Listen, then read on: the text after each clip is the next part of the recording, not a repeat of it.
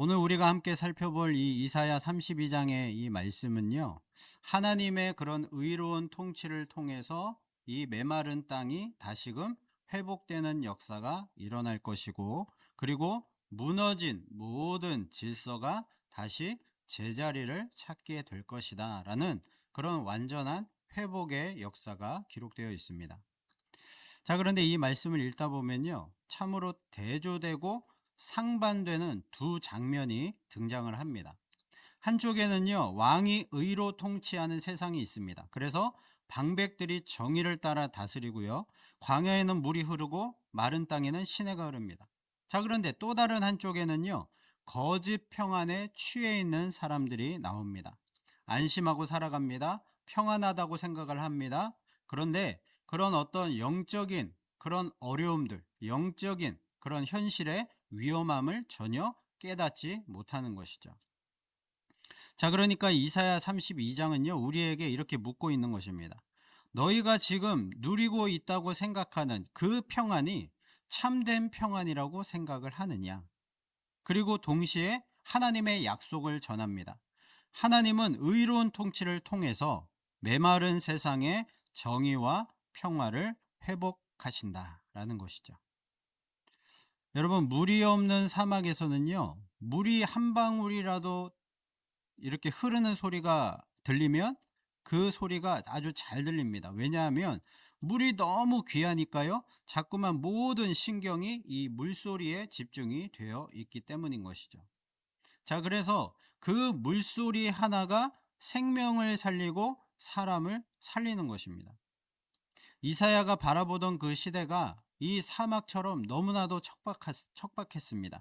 이스라엘 사회가 영적으로, 정치적으로, 그리고 도덕적으로도 사막처럼 완전히 메말라 있었던 그런 때였습니다. 자, 이때는요, 주전 702년이었는데요. 701년, 그러니까 1년 후면요, 아수르가 예루살렘을 대대적으로 침공했을 때였습니다. 자, 이때 어떤 일이 일어났는가? 남유다에는 히스기야 왕이 있었는데요. 이 히스기야 왕은요, 이 아수르 대군의 이 전력을 감당하지 못하니까 하나님께 엎드려 기도를 했습니다. 그리고 하나님은요, 그의 기도에 응답을 해 주셨고요. 무려 18만 5천 명이나 되는 이 아수르 대군을 하루아침에 다 하나님의 사자를 통하여서 죽이시고 다음 날 아침에 송장으로 다 만드셨습니다. 하나님은요, 이 일을 통해서 하나님이 이 세상의 통치자이시고 그리고 주권자이심을 만천하에 증명하셨던 것이죠. 자, 그런데 이러한 놀라운 역사가 있기 이전에, 이러한 놀라운 위기, 이런 힘든 이 남유다 이 나라에 이런 어떤 절체절명의 위기가 있기 1년 전에 남유다 사람들은요, 하나님을 의지하지 않았고 애굽이라는 힘 있는 자에게 더 기대고 있었다는 것이죠. 그리고 가난한 사람들은요, 억울함을 당하고 있었습니다. 그리고 지도자들은 백성을 제대로 돌보지를 않았습니다. 사람들은요, 하나님보다 눈에 보이는 세상의 힘만을 의지하며 살아갔던 것이죠. 그런 시대였다는 것입니다. 신앙이 다 무너졌고 사회 정의와 공의를 찾아볼 수 없는 그런 세상이 되어 버린 것입니다. 마치 우리가 그 사사 시대를 봤을 때 그 사사 시대에 뭐라고 나옵니까? 하나님이 왕이심에도 불구하고 하나님을 왕이라고 인정하지 않고 자기 소견에 옳은 대로 행했던, 그렇게 마음대로 살았던, 하나님이 없는 것처럼 살았던 그런 세상과도 같았다는 것이죠. 자, 그런 세상에 하나님께서 이렇게 말씀을 전하십니다. 1절에 보면요, 보라, 장차 한 왕이 공의로 통치할 것이요 방백들이 정의로 다스릴 것이며, 모든 것이 다 무너져 버린 그 암울한 그런 세상 가운데 하나님이 이사야 선지자를 통해서 이 희망의 말씀, 소망의 말씀을 전하고 계시는 것입니다. 이 하나님의 말씀이요, 무너져 버린 세상에서 찾을 수 있는 유일한 희망이었던 것이죠. 여러분, 세상의 문제를 해결하는 가장 근본적인 방법은요, 단순히 환경만 바꾼다고 해서 바뀌는 것이 아닙니다. 누가 다스리느냐, 이것이 너무나도 중요합니다.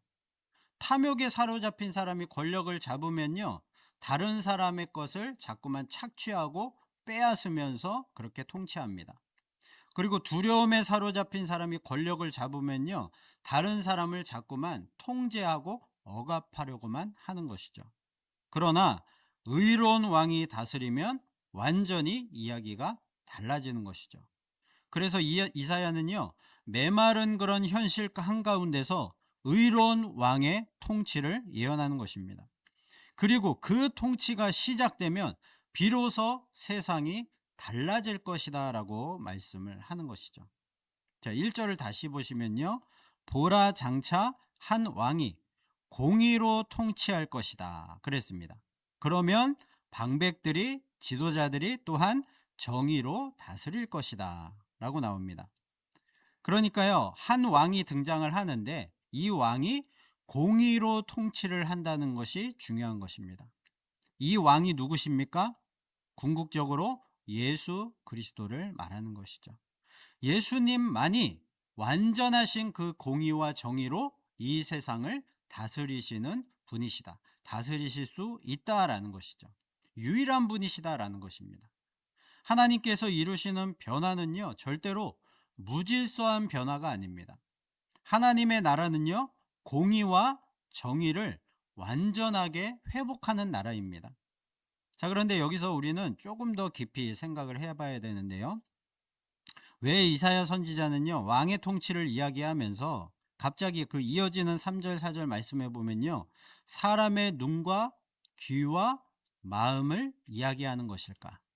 자, 3절 4절 보시면요, 보는 자의 눈이 감기지 아니할 것이요, 듣는 자가 귀를 기울일 것이며, 조급한 자의 마음이 지식을 깨닫고 어눌한 자의 혀가 민첩하여 말을 분명히 할 것이라. 여러분, 무슨 말입니까? 하나님의 그 의로운 통치가 임하게 되면 백성들이 현실을 제대로 바라보게 된다는 것입니다. 듣지 못하던 것을 듣게 되고요, 깨닫지 못하던 것을 깨닫게 된다는 것이죠. 우리가 죄 가운데 있을 때 가장 큰 문제는 무엇인가 하면요, 자기가 죄를 지으면서도 그것이 죄인지를 깨닫지 못한다는 것입니다. 욕심을 부리면서도요, 나는 그저 필요한 만큼 가진 것뿐이다 이렇게 생각을 합니다. 다른 사람을 무시하면서도요, 나는 지극히 현실적인 사람이기 때문에 그런 것이다 라고 말을 합니다. 그리고 자기 중심적으로 이기적으로 살면서도요, 나는 나 자신을 지키기 위해서 그랬을 뿐이다 라고 이렇게 말하는 것이죠. 여러분, 죄는 사람의 행동만 망가뜨리는 것이 아니라 사람의 그 모든 판단력까지도 다 망가뜨리는 것입니다. 그런데 하나님의 통치가 임하면 어떻게 된다고 합니까? 우리의 그 닫혔던 영적인 눈이 다 열리게 되고요, 그래서 진실을 볼 수 있게 되고 나의 죄를 죄로 깨닫게 되고 진리를 알게 되는 것입니다. 여러분, 이것이 은혜인 것입니다. 하나님의 통치는 단순히 우리 주변 환경과 다른 사람을 바꾸는 것이 아닙니다. 우리 안에 있는 어둠을 걷어내는 것부터 시작이 되는 것이죠. 그래서 8절은요, 이렇게 말씀하고 있습니다. 우리 8절 말씀을 함께 읽어보겠습니다. 시작. 존귀한 자는 존귀한 일을 계획하나니 그는 항상 존귀한 일에 서리라. 아멘. 여러분, 참된 존귀함이란 무엇입니까? 얼마나 그 사람이 존귀한 자가 많이 가졌느냐, 그것이 아니고요, 그 사람이 무엇을 위해 살아가느냐에 따라서 그 존귀함이 결정되는 것이죠. 얼마나 그 사람이 높은 자리에 앉아 있느냐가 아니고요, 그 높은 자리, 그 지위, 그 권력을 가지고 그 사람이 어떤 일을 하느냐, 무엇을 하느냐가 그 존귀함을 결정 짓는 것입니다. 그러니까요, 존귀한 자는 존귀한 일을 해야지만, 존귀한 일을 계획하고 행해야지만 항상 존귀한 일에 서게 되고 존귀한 자가 될 수 있다는 것이죠. 여러분, 어떤 공동체든지 그 공동체의 분위기를 결정하는데 가장 중요한 사람은 이 리더입니다. 지금 현재 전 세계에서 가장 힘센 나라가 어디입니까? 미국이죠. 그래서 미국 대통령이 이전에 바이든 일때와 그리고 지금 트럼프 일때와는 완전히 지금 전 세계 분위기 자체가 완전히 달라졌습니다. 지금은요, 전 세계가 이 미국 대통령 트럼프의 정책 하나하나에 촉각을 곤두세우고요. 그 정책들이 실행될 때마다 세상의 모든 나라들이 다 휘청휘청대고 있습니다. 자, 그래서요, 리더가 어떤 마인드와 계획들을 가지고 어떻게 그 공동체를 다스려 가는가, 그것이 너무나도 중요한 것입니다. 리더가 공정하면요, 그 리더는 자기에게 잘하는 사람이나 못하는 사람이나 공정하게 똑같이 대합니다. 그리고 문제가 생기면요, 그 리더는 힘 있는 사람을 찾아가는 것이 아니고요, 편을 드는 것이 아니라 항상 옳은 기준을 따라서 판단하고 행동하게 되는 것이죠. 그러면요, 그 공동체 구성원들은 점점 이렇게 생각을 하는 것입니다. 아, 여기는 내가 정직해도 손해를 보지 않는 곳이구나. 내가 힘 있는 사람에게 줄을 서지 않아도 괜찮은 곳이구나. 여기서는 옳은 것이 통하는 곳이구나. 그렇게 생각을 하는 것입니다. 자, 그러면요, 공동체가 서서히 안정되기 시작하는 것이죠. 질서가 회복되고요, 공의와 정의가 회복되고 억울한 사람이 나오지 않는 것이죠. 이사야가 말하는 것이 바로 이것입니다.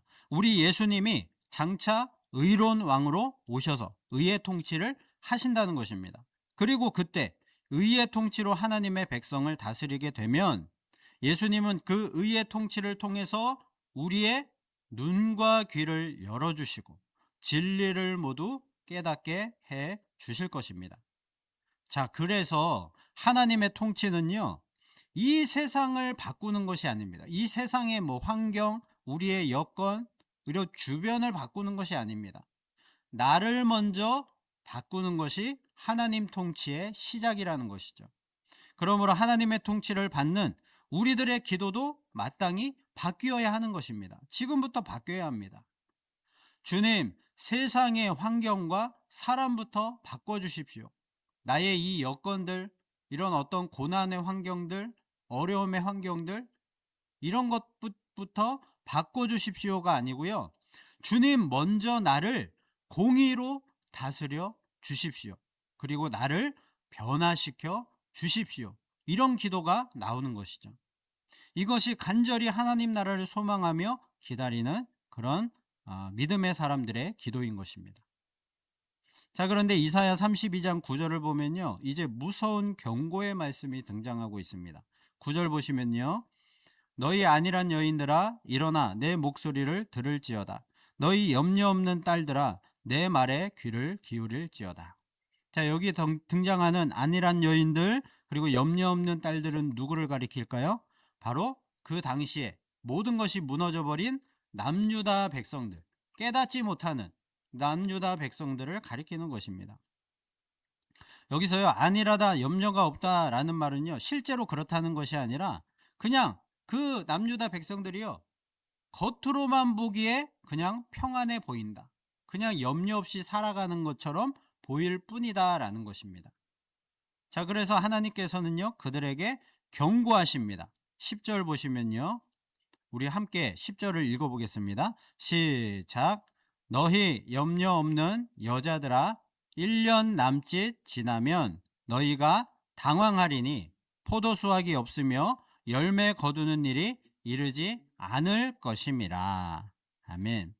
자, 1년 남짓 지나면 너희가 당황할 것이다 그랬습니다. 아까 제가 말씀드린 그 지금 시대에 1년 후가 되면 어떤 일이 있다고 했습니까? 이 예루살렘이 아수르 제국에 의해서 큰 침공을 당한다고 했습니다. 그래서 그 일을 얘기하는 것입니다. 이제 1년 남짓 지나게 되면 너희가 큰 그런 어려움을 당하게 될 것이다. 그때 당황하게 되면 그때는 어떤 일들이 일어나는가? 모든 너희들의 평안함, 너희들이 누리고 있던 안락함들이 다 깨어지게 된다는 것이죠. 하나님께서 아수르 침공을 이처럼 허락하신 이유가 무엇이겠습니까? 너희가 정신 차리고 회개하고 하나님께 다시 돌아오라라는 하나님의 경고이자 징계인 것이죠. 자, 그런데요, 지금 남유다 백성들의 모습은요, 아무 걱정 없이 그냥 평안해 보입니다. 그러나 그들의 진짜 모습은요, 영적으로는 완전히 하나님과의 관계가 다 깨어졌고요, 공의와 정의도 완전히 사라져버린 세상이 되어버렸습니다. 여러분, 내가 평안하다고 느껴도요, 하나님과의 관계가 무너져 있으면요, 그것은 진짜 평안이 아닌 것입니다. 성경이 말하는 평안은요, 하나님 안에서 모든 것이 제 자리를 찾는 것입니다. 그래서 성경이 말하는 참된 샬롬이라는 것은요, 하나님과 나와의 관계가 이제 제자리로 돌아오게 되고, 또한 나와 다른 사람들과의 관계가 제자리로 돌아오게 되고, 내 마음과 삶이 제자리로 돌아오는 것, 그리고 마침내 창조 세계 전체가 하나님께서 원하시는 그 창조의 질서를 회복하는 것입니다. 그것이 진짜 샬롬이라는 것이죠. 여러분, 그 진짜 샬롬이 언제 완성이 됩니까? 예수님이 다시 오시는 그날에 이 참된 샬롬이 완성될 것입니다. 요한복음 14장 27절에 예수님께서 이런 말씀을 하셨습니다. 우리 함께 읽어보도록 하겠습니다. 시작. 평안을 너희에게 끼치노니 곧 나의 평안을 너희에게 주노라. 내가 너희에게 주는 것은 세상이 주는 것과 같지 아니하리라. 너희는 마음에 근심하지도 말고 두려워하지도 말라. 아멘. 우리 예수님만이 평안을 주실 수 있다 그랬습니다. 예수님만이 주시는 평안이 진짜 평안, 참된 평안이라는 것이죠. 우리가 아무리 세상에서 평안을 찾는다고 할지라도, 내 힘과 능력으로 이 평안을 얻으려고 할지라도 절대로 얻을 수가 없다는 것입니다. 우리 예수님께서 만들어주시는 평안, 그 평화, 진정한 샬롬만이 진짜라는 것이죠. 자, 그런데도요, 우리는 계속해서 깨닫지 못하고 그냥 지금이 좋사오니, 지금 그냥 평안한 것 같으니까 괜찮다고 합니다. 여러분, 우리 마음속에 미움들이 있습니다. 그런데 누구나 사람은 미움의 감정을 가지고 있지 라고 하면서 그냥 넘깁니다. 우리 마음속에 욕심들이 있습니다. 그런데 이 정도 욕심은 뭐 누구나 갖고 있는 것이지 라고 생각을 합니다. 여러분, 이것이 바로 우리를 속이는 거짓된 평안이라는 것이죠. 진짜 그 문제의 핵심은 해결되지 않았는데 그냥 겉으로는 문제가 없는 듯이 보이니까요, 남들도 그냥 다 그렇게 살아가니까요, 그냥 괜찮다, 문제가 없다, 나는 평안하다 라고 생각하면서 넘어가는 것입니다. 이사야 시대의 이 남유다 백성들도 그랬다는 것이죠. 하나님께서는 너희에게 문제가 있다, 회개해라, 하나님만 의지해라, 절대로 애굽 의지하지 말고, 세상 사람들, 세상의 힘 의지하지 말고 하나님만 바라보고 하나님만 의지해야 된다 라고 말씀을 하시는데, 사람들은 그냥 괜찮다, 지금이 그냥 평안하다 라고 말하면서 말을 듣지를 않은 것이죠. 자, 그래서요, 하나님께서는요, 그들의 거짓된 평안을 깨뜨리기 위해서 하나님의 은혜를 베풀어 주고 계십니다. 자, 15절 말씀을 함께 읽어보겠습니다. 시작. 마침내 위에서부터 영을 우리에게 부어 주시리니 광야가 아름다운 밭이 되며 아름다운 밭을 숲으로 여기게 되리라. 아멘. 자, 광야가 밭이 되고요, 그리고 밭이 숲이 되는 놀라운 변화가 어떻게 일어난다고 합니까? 그 놀라운 변화의 시작이 무엇입니까? 마침내 위에서부터 영을 우리에게 부어 주실 때, 이 영은 하나님의 영이죠. 성령입니다. 성령을 하나님께서 우리에게 부어 주실 때에만이 이러한 놀라운 변화의 역사, 메마른 땅이 밭이 되고 숲이 되는 놀라운 역사가 일어날 수 있다는 것입니다. 여러분, 오직 성령만이 이 일들을 가능케 하시는 것입니다. 인간의 노력으로는요, 광야를 숲으로 만들 수 없습니다. 사람이 아무리 애써도요, 죽은 영혼의 생명을 불어넣을 수는 없는 것이죠. 하나님께서 영을 부어 주실 때에만이 비로소 변화가 시작되고 생명이 다시 살아나는 것이죠. 자, 그리고 그 결과가 무엇인지에 대해서 16절, 17절에 이렇게 얘기하고 있습니다. 우리 16절, 17절 읽어보도록 하겠습니다. 시작.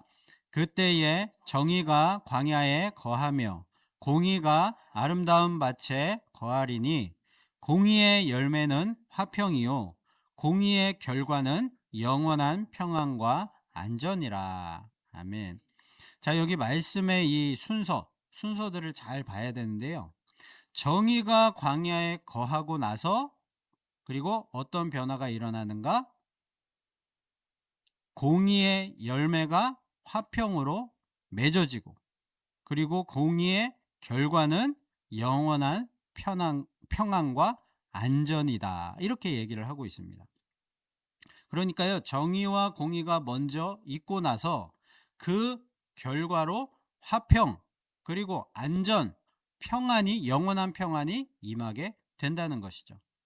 정의와 공의라는 이 나무가 잘 자라나야지만이 그 나무에서 열릴 수 있는 열매가 화평이고 평안과 안전이 된다는 것입니다.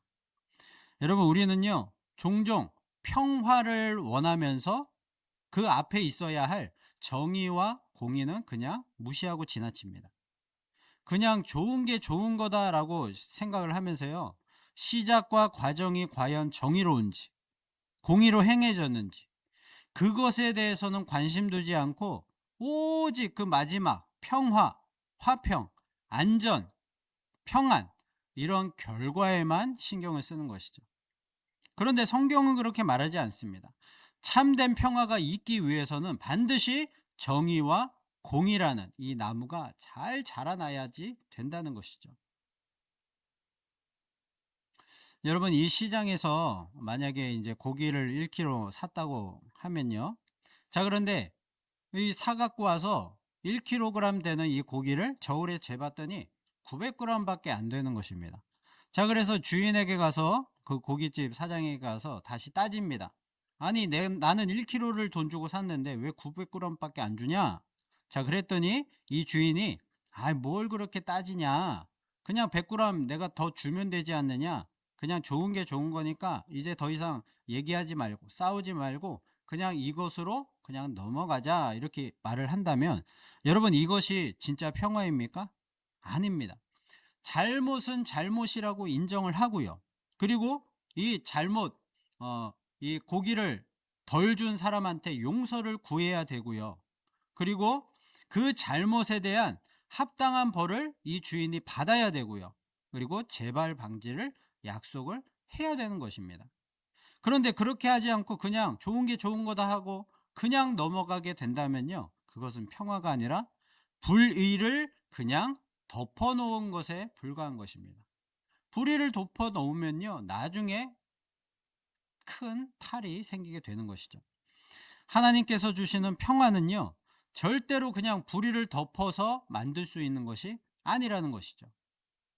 하나님 앞에서 잘못된 것을 바로 잡아야 되고요, 깨진 관계를 회복하고 억울한 사람의 눈물을 닦아주고 우리가 우리의 욕심을 내려놓는 공의와 정의가 먼저 회복될 때 그곳에 참된 평화가 찾아올 수 있는 것입니다. 여러분, 우리의 가정도 마찬가지입니다. 남편이 아내에게 잘못을 했는데 그냥 넘어가자, 그냥 다음에 잘하면 되지, 그냥 이렇게 하고 넘어가는 것은 평화가 아닙니다.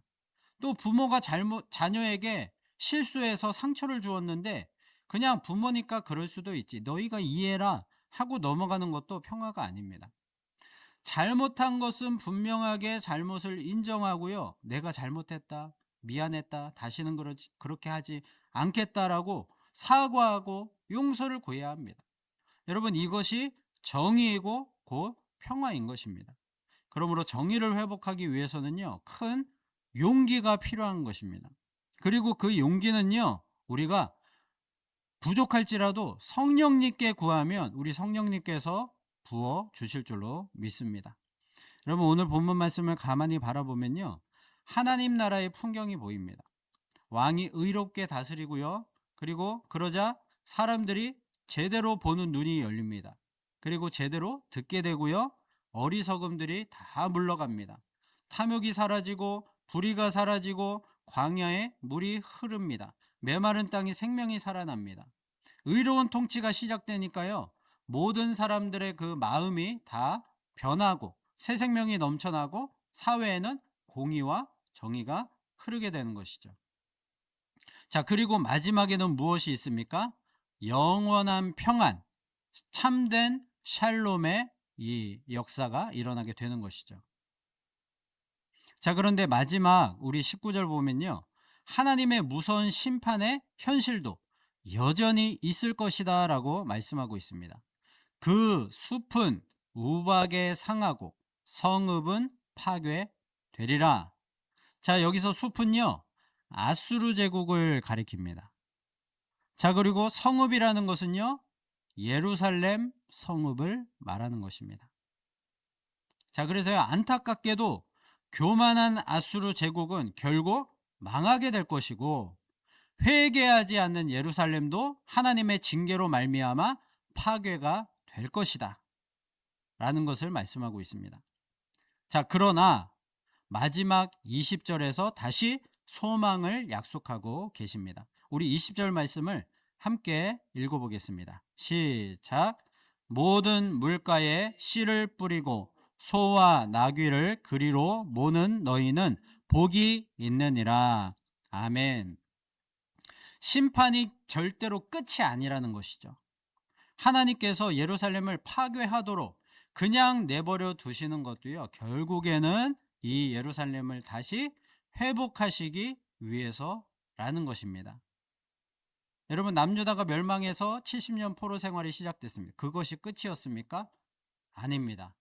이 이스라엘 나라는 완전히 멸망당했지만 하나님께서 놀라운 역사를 통해서 다시금 이스라엘 포로들을 이렇게 귀환하게 하시고 그 땅에 다시금 예루살렘 성전을 재건하게 하시고 그 땅이 이제 완전히 회복되는 역사를 우리가 지켜보았습니다.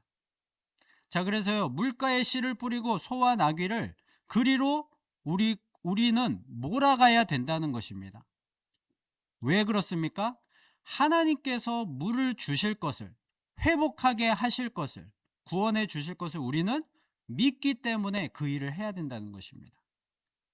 아직 광야 같은데요 씨를 뿌리라는 것입니다. 아직 메마른 땅인데 농사를 지으라는 것입니다. 준비하라는 것입니다. 아직 평화가 보이지 않는데 평화를 기대하고 소망하라는 것이죠. 여러분 이것이 믿음입니다. 하나님이 우리에게 요구하시는 믿음입니다. 믿음은요 현실을 절대로 부정하는 것이 아닙니다. 믿음은 메마른 현실을 똑바로 바라보면서도요 그 현실보다 크신 하나님의 약속을 믿고 소망하는 것입니다. 여러분 우리 교회에 화분이 하나 있는데요 그 화분에 만약에 물을 한 달 동안 주지 않는다면 어떻게 될까요? 점점 이 이파리가 시들고 이 식물이 죽어가게 될 것입니다.